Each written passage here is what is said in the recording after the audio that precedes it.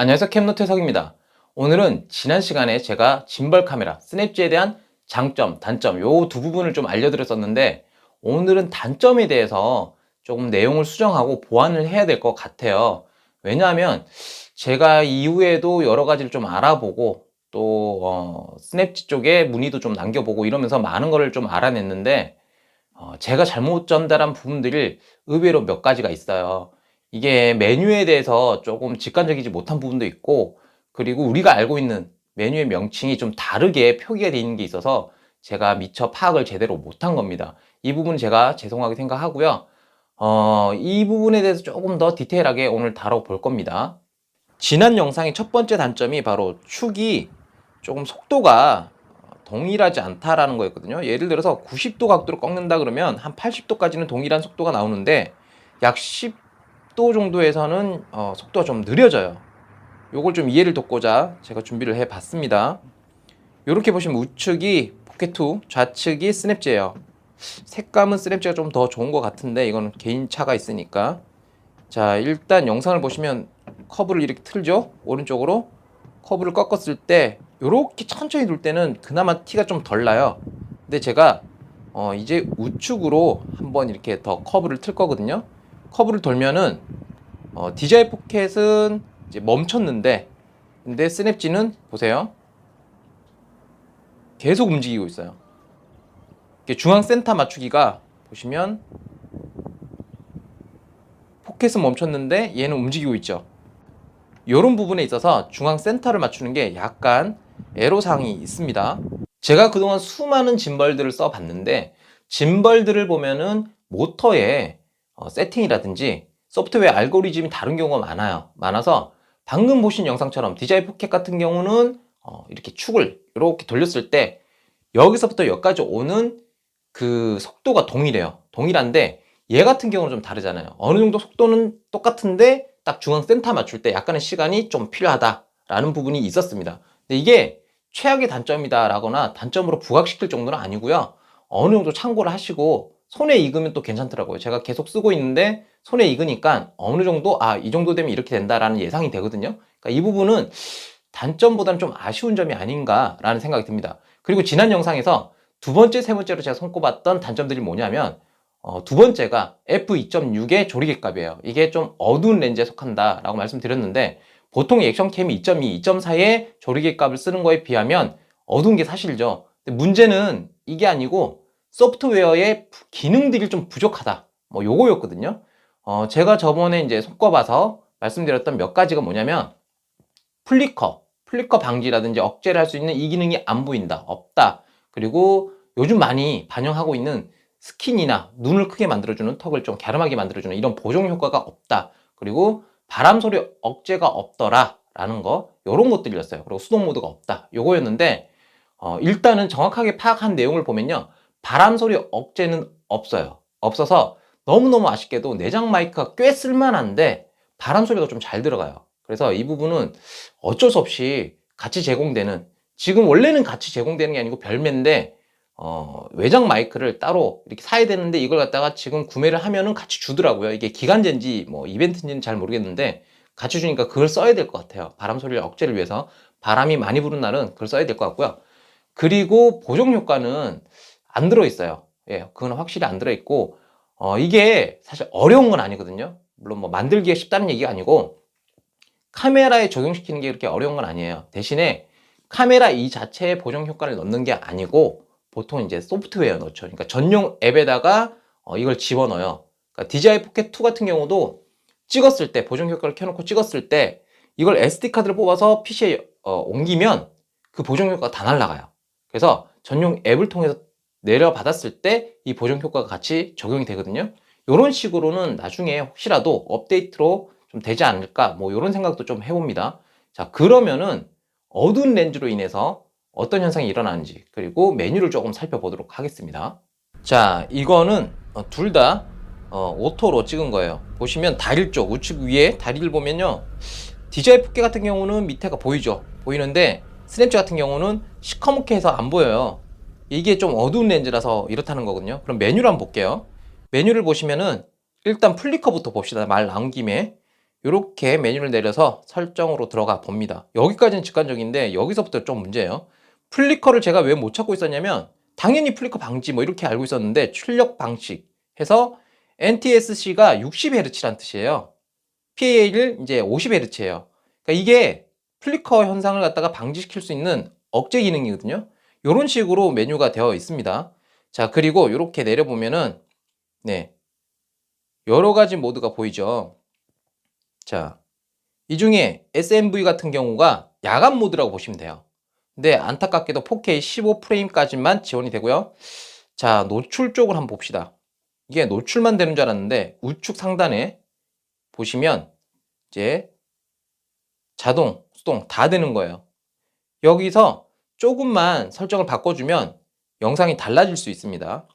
자, 그럼 극과 극을 한번 보여드릴게요. 이게 꼭 조금 어두운 데서 찍은 것 같은 그런 느낌이지만 밝은 시간대예요. 근데 시커멓죠. 자, 요번에는 극과 극으로 아주 밝게 이렇게 보시면 똑같이 스냅지로 찍은 거예요. 확실히 다르죠. 그러니까 어둡기만 보시면 차이가 난다는 거 알 수 있습니다. 방금 보신 것처럼 메뉴를 초반에 열었을 때는 좀 뭔가가 직관적인 것 같아요. 근데 디테일한 설정을 할 때 보면은 직관적이지가 않아서 이 부분에서 여러 가지 메뉴를 설정하는데 조금 어려움이 있었던 것 같고, 플리커 현상 방금 보셨죠? 그거는 아예 명칭이 좀 달라요. 보통 안티 플리커, 플리커 방지, 플리커 억제 이런 식으로 메뉴를 구성을 해 놓는데 여기선 출력 방식이라고 표현을 하고 있기 때문에 일반적으로 잘 모르시는 분들은 헷갈리거나 아예 못 찾을 수도 있을 것 같아요. 저 같은 경우는 해당 명칭을 알고 있음에도 불구하고 출력 방식을 머릿속에 그냥 든 생각이 영상의 출력 그리고 사운드의 출력에 대한 설정인 줄 알았지 이게 이제 플리커하고 관련이 있다고 생각을 못 했었거든요. 이제 이런 문제가 좀 있는 거고, 그리고 수동, 자동 이렇게 바꿀 수 있는 기능도 방금 보셨죠? 이게 제가 미처 발견을 못한 부분도 있는데 이전에 제가 올려드렸던 영상에서도 동일한 메뉴가 나오는데 댓글이 이렇게 달려있는데 댓글에도 이걸 발견한 분이 없는 모양이에요. 수동과 자동이 가능하다라는 걸 위에 이렇게 달려있다는 걸 못 보신 모양입니다. 그 정도로 조금 직관적이지 않은 부분이 있는데 메뉴도 조금의 리뉴얼이 돼야 되지 않을까라는 생각이 들어요. 그리고 아까처럼 그 플리커 방지란 이런 명칭처럼 이걸 갖다 좀 바꿔야 되지 않나 라는 생각도 들긴 합니다.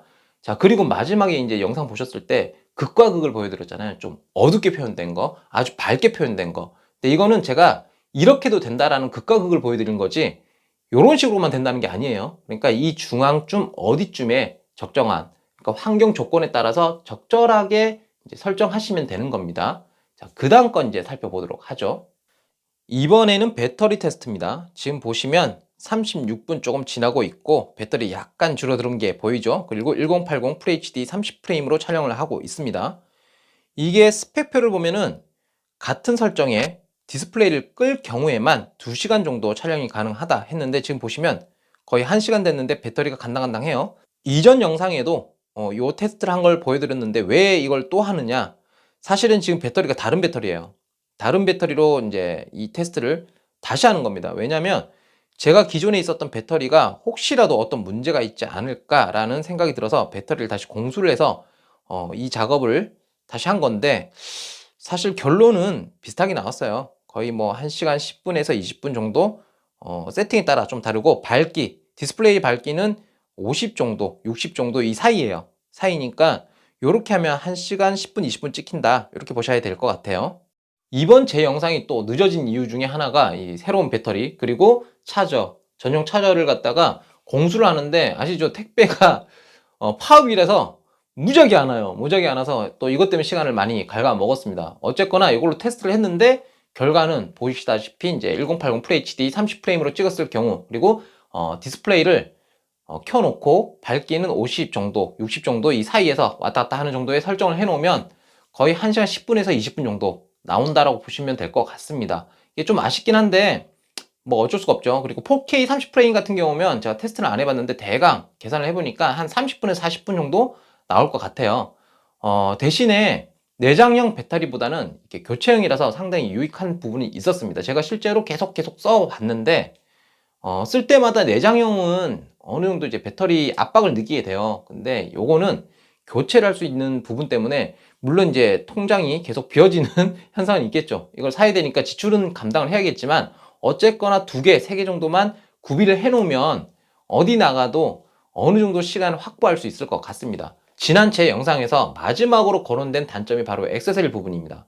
이 기능적인 부분인데 일단은 스냅지를 구입을 하게 되면 3가지의 액세서리가 그냥 사은품처럼 따라와요. 어떤 게 따라오느냐? 미니 삼각대, 그리고 외장 마이크, 그리고 백팩 마운트가 따라옵니다. 이 백팩 마운트 같은 경우는 제가 사용을 해 봤는데 거칠했을 때 회전이 안 돼요. 회전이 안 돼서 이거 문제가 있다, 이렇게 지난 영상에 말씀드렸었거든요. 근데 알아보니까 회전이 됩니다. 이게 워낙 빡빡해서 돌리면 부러질 것 같더라고요. 근데 돼요. 돼서 유익한 부분들이 조금 더 늘었죠. 왜냐면 백팩에 이렇게 거칠했을 때는 뭐 딱 그 정도의 기능만 하지만 크로스백에 거칠했을 때는 중앙에 이렇게 달아서 1인칭 시점에 촬영이 가능했었어요. 저 역시도 지금까지 그 모드를 좀 써먹었는데 재밌는 영상을 뽑아내는데도 한몫을 했었습니다. 그래서 일단 백팩 마운트도 회전이 된다는 거, 그거를 알아두셔야 될 것 같고요. 외장 마이크하고 내장 마이크의 성능이 아마 궁금하신 분들이 많을 거예요. 그래서 테스트를 한번 해봤습니다. 자, 지금은 야외에 나와 있는데요. 바람이 조금 많이 불어요. 그래서 바람 소리가 들어갈 것 같습니다. 개인적으로 내장 마이크가 상당히 괜찮은 것 같은데 바람 소리 억제가 조금 아쉬워요. 보신 대로 내장 마이크 성능이 나쁘지 않아요. 제 기준에서는 꽤 괜찮은 편인데 아쉬운 게 바람 소리가 좀 잘 들어가요. 말씀드린 것처럼 바람 소리 억제 기능이 없어요. 없다 보니까 바람 소리가 들어가는 건 어쩔 수가 없더라고요. 그래서 외장 마이크를 쓸 수밖에 없는 그런 상황이 나옵니다. 그러면 각각 좀 조용한 공간에서 촬영을 했을 때 이 소리가 어떻게 수음이 되는지 요거 한번 살펴보도록 하겠습니다. 자, 지금은 스냅지의 내장 마이크로 촬영을 하고 있습니다. 이 공간이 살짝 울려요. 울리기 때문에 이 울리는 감이 같이 수음이 될 것 같아요. 근데 이제 울리는 걸 보시지 마시고 웬만하면 수음이 어느 정도 수준으로 되는지 요것만 보시면 될 것 같고, 저하고 지금 스냅지의 거리가 약 30cm밖에 안 돼요. 그러니까 수음이 최대한 잘 들어가야 되는 게 맞다라고 생각이 들거든요. 마이크는 입과, 그러니까 소리가 나는 곳과 가까우면 가까울수록 그 성능이 많이 증폭이 되기 때문에 수음이 잘 되는 게 정상이라고 봅니다. 이번에는 스냅지의 전용 마이크를 꼽아 놓은 상태에서 촬영하고 있습니다. 마찬가지로 저하고의 거리는 30cm 정도, 이 정도 되고 있고요. 마이크가 기역자로 꺾이는 형태이기 때문에 저를 바라보고 있는 상황이에요. 그러니까 수음이 잘 되어야 되는 게 정상입니다. 스냅지의 내장 마이크 그리고 외장 마이크에 대한 테스트를 각각 해봤습니다. 저는 이 테스트를 하면서 어떤 소리가 좀 더 좋구나라는 기준이 생기긴 했는데 이걸 제가 정의할 수 있는 부분은 아닌 것 같아요. 왜냐면 사람마다 이제 소리에 대한 민감도가 또 다르기 때문에 체감이 또 다를 거란 말이죠. 그래서 이 부분은 여러분이 판단을 하셔야 될 것 같고요. 스냅지 전용으로 나온 액세서리가 상당히 다양해요. 다양한데 이 중에서 여러 가지 구성품들을 이렇게 담을 수 있는 큰 사이즈의 가방만 빼고 다 공수를 해놨어요. 뭐 엔드 필터도 사고 어쩌고 하면서, 물론 이제 배송이 지금 택배사들을 전부 다 이제 파울해 갖고 좀 늦긴 했는데 다 공수를 해놨거든요. 이거는 제가 다음 시간에 좀 디테일하게 소개를 해드리도록 할게요. 그리고 추가적으로 소식을 좀 전해드리자면, 제가 스냅지에 대해서 엄청나게 파고들면서 많이 알아봤거든요. 많이 알아보다가 이 과정에서 좀 주워듣게 된 건데 업데이트가 곧 있을 것 같습니다. 있는 것 같고 어떤 내용이 어떻게 업데이트 되는지는 잘 모르겠지만 제가 듣기로는 좀 괜찮게 된 것 같아요. 그래서 지금보다 훨씬 더 활용적인 부분에서 좀 더 앞설 수 있는 게 아닌가라는 기대가 됩니다. 자, 오늘 영상 여기까지 하고요. 그럼 다음 시간에 뵙도록 하겠습니다. 저는 이만 꺼지겠습니다.